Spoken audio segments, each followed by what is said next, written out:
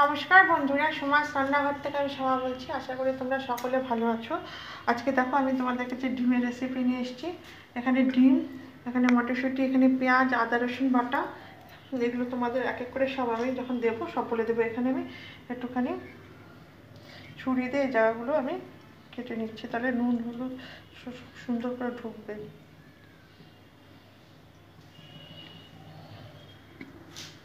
তোমরা সঙ্গে থাকো, দেখতে থাকো। নুন অল্প করে মাখিয়ে নিলাম।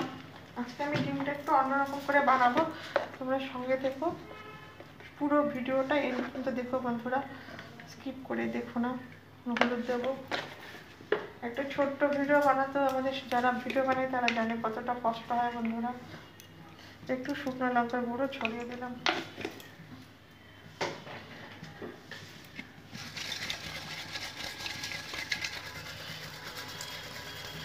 ভালো করে নাড়িয়ে নিলাম।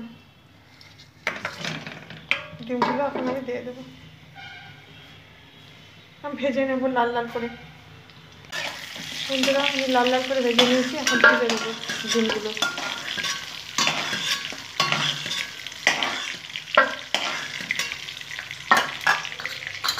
তেজপাতা দিয়ে দিলাম,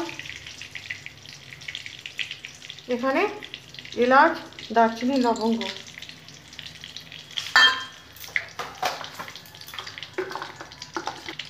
জিরে দিয়ে নিলাম।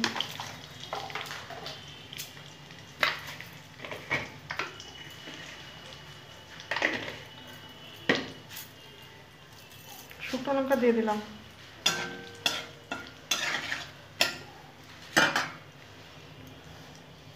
বন্ধুরা এখানে পেঁয়াজ বাটা দেখো, পেঁয়াজ বাটা আছে। যখন আমার মশলা থেকে সুগন্ধটা বেরিয়ে যাবে তখন আমি এখানে পেঁয়াজ বাটাটা দিয়ে দেবো। পেঁয়াজটা ভালো করে কষে নেব।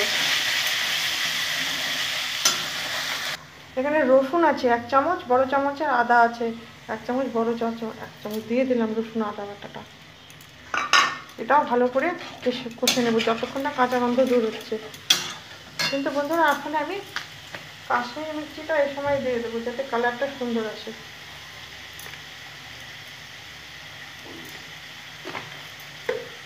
আর দেবো গোলমরিচের গুঁড়ো। গোলমরিচের গুঁড়ো রান্নায় ব্যবহার করে বন্ধুরা, রান্নার টেস্টটা আরও বহুগুণ বেড়ে যায়। এগুলো দিয়েও আমি খুব ভালো করে কষে নেব। মতো লবণটা দিয়ে দিলাম আমি।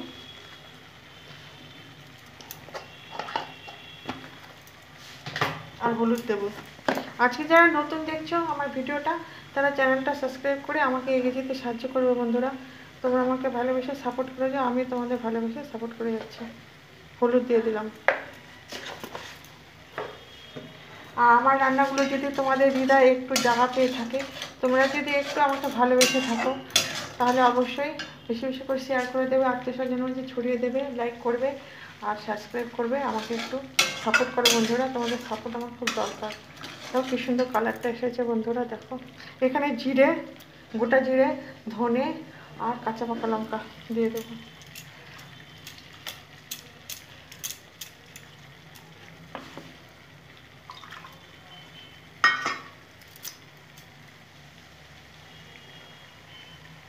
বন্ধুরা মিষ্টি বাটি দেওয়া জলটা দিয়ে দিলাম। আরও ভালো করে কষে নেব। আমার মশলা দেওয়া হয়ে গেছে, আর কোনো মশলা দেওয়া বাকি নেই, ভালো করে কষবো। বন্ধুরা মটরশুঁটি আছে এখানে, দেখো মটরশুঁটিগুলো আমি দিয়ে দেবো।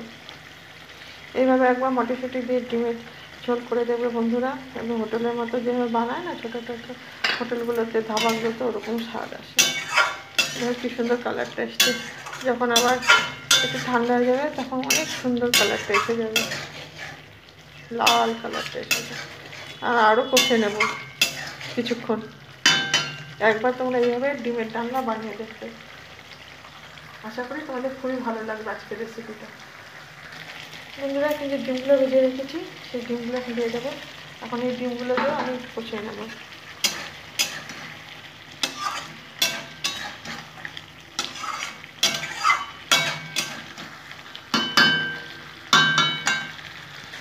বন্ধুরা কষানো হয়ে গেছে, আমি একটু জল দিয়ে দেবো, ঝোলটাকে ফুটতে দেবো। কি সুন্দর কালার এসছে বন্ধুরা। আমি একটু নামানোর আগে অল্প একটু গরম মশলা ছড়িয়ে দেবো, যেহেতু আমি আগেও ফোড়নের সময় গরম মশলা দিয়েছি।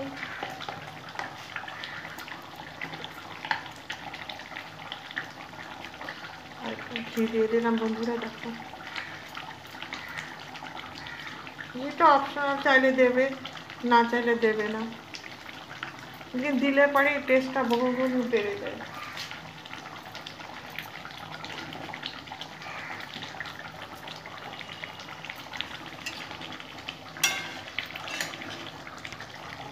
এতক্ষণ তোমরা যে আমার এই রেসিপিটা দেখলে ডিমের ঝোলে, আর সেই জন্য আমি তোমাদের সবাইকে ভেতর থেকে আন্তরিক শুভেচ্ছা ও ভালোবাসা জানালাম।